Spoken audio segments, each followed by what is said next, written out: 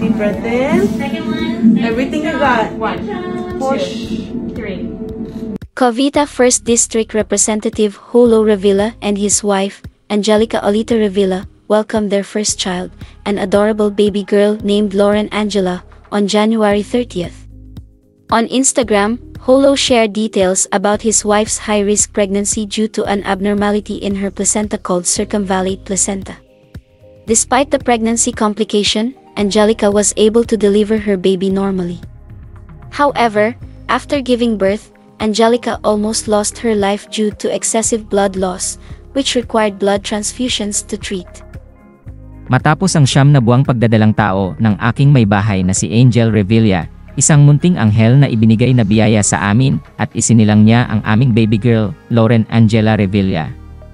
Siya ay pinanganak noong Jan 30, 2024, 7:28 PM na may timbang na 7 pounds and 12 ounces na may haba na 21 inches. Isinilang siya sa Los Angeles, USA. Si Angel ay nakaranas ng high-risk pregnancy. Sa panahon na kami ay regular na nagpapa-check up, napag-alaman na mayroon siyang circumvallate placenta. Ito ay abnormalidad sa placenta na siyang bumabalot sa sanggol habang siya ay nasa sinapupunan na nagdulot ng mataas na chance of complications tulad ng preterm delivery at placental abruption. At ayon sa mga eksperto, maaaring ikamatay ng sagol sa loob o kakailanganin ng emergency cesarean kapag siya ay ipapanganak na. Sa awa ng Diyos ay naisilang ng full term ang aming anak. Malusog at walang komplikasyon. Yun nga lang, ang aking may bahay na si Angel ay nagkaroon ng komplikasyon na nagdulot ng walang tigil na pagdugo na kinailangan pang salinan siya ng dugo matapos niyang ipanganak si Baby LA. Walang pagsidlan ang aking takot at kaba at pakiramdam ko ay iiwan na kami ng aking asawa. Pero mahal kami ng Diyos, miraglong nalagpasan namin ang paghihirap ni Angel, nilabanan niya din ang kanyang kalagayan at ngayon ilang araw na ang nakalipas siya ay patuloy nang nagpapalakas. Talagang anghel para sa amin ang aming anak, hulog ng langit sa amin, kaya naman pag-iingatan at mamahalin naming mabuti ang biyayang pinagkaloob sa amin. Masayang-masaya kami, gayon din ang aming buong pamilya. Kami ay lubos na nagpapasalamat sa lahat ng nagdasal, sumuporta at sumama sa aming journey bilang pamilya. Ramdam namin ang inyong malasakit at pagmamahal sa aming anak, Baby LA. Mahal na mahal ka namin ni Mommy Angel, alagaan at papalakihin ka namin ng puno ng pagmamahal. We love you.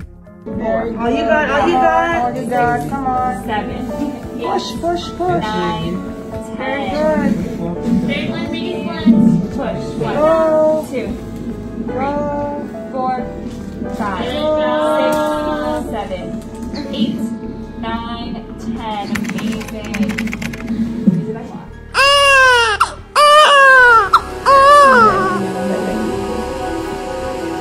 Mabuhok ba?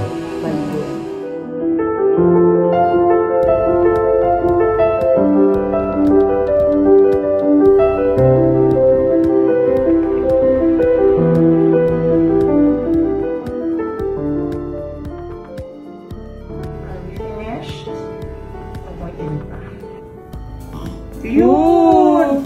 Yay! Galing! Ang galing lang pala. Masiyang nga po siya sa ganun. Galing pala yung bagong style na birthday. Hi everyone. It's your how many days na? 3rd day here in the hospital.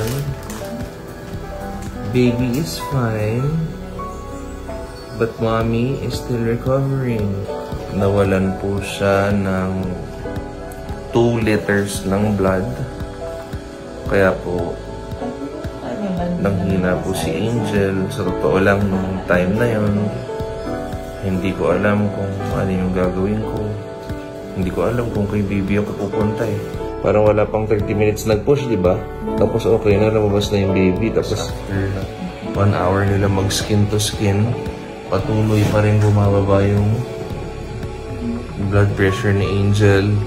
Tapos nahilo siya, nung binanggit niya namin doon sa doctor na nahihilo siya dahil hindi din mapigilan ng mga doctors pala na patuloy siyang dinudugo. Hanggang sa nagulat kami, sobrang daming dugo na 2 liters yung nawala pala sa'yo. bumagsak ng 51/40 yung blood pressure niya.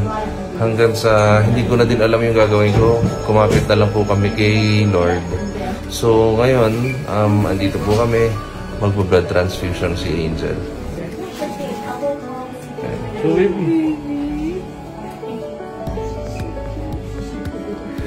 So ito, mag-blood transfusion ulit kami.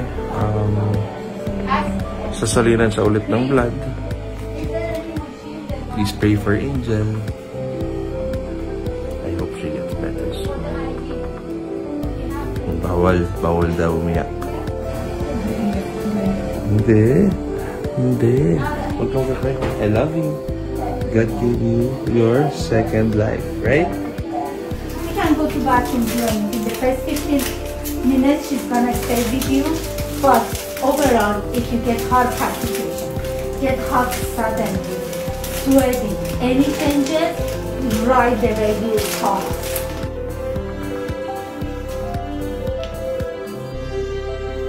You're gonna be alright. So, ito, babanggitin ko na sa inyo. Si Angel, dito po siya nanganak sa States. Andito po kami sa LA dahil nagkaroon po ng complications yung placenta niya. Nakailang doctors po kami sa Philippines, hindi po nila alam kung ano yung isasagot nila sa amin. So, nag-second opinion po kami dito sa States. So, yun. Habang nandito siya sa Amerika, dahil hindi na po siya pinauwi, ako naman yung nagpabalik-balik. Maynila, Amerika, dahil hindi naman ako pwedeng nandito dahil madami kong trabaho sa atin. So, mga kababayan, ito po, nandito po kami yan. Nanganak na po si Angel. Uwi na na. Yes, mag-discharge na si Buntes. Ay, hindi na pala Buntes. Yung uwi na tayo. Uwi na po kami. Mama, thank you very much, Mama, for taking care of Angel, LA, and Jolo. Dahil si Mama, Warrior. warrior. Alagi. Ayan. Kamusta yung journey mo being a mother? Tough pero worth it.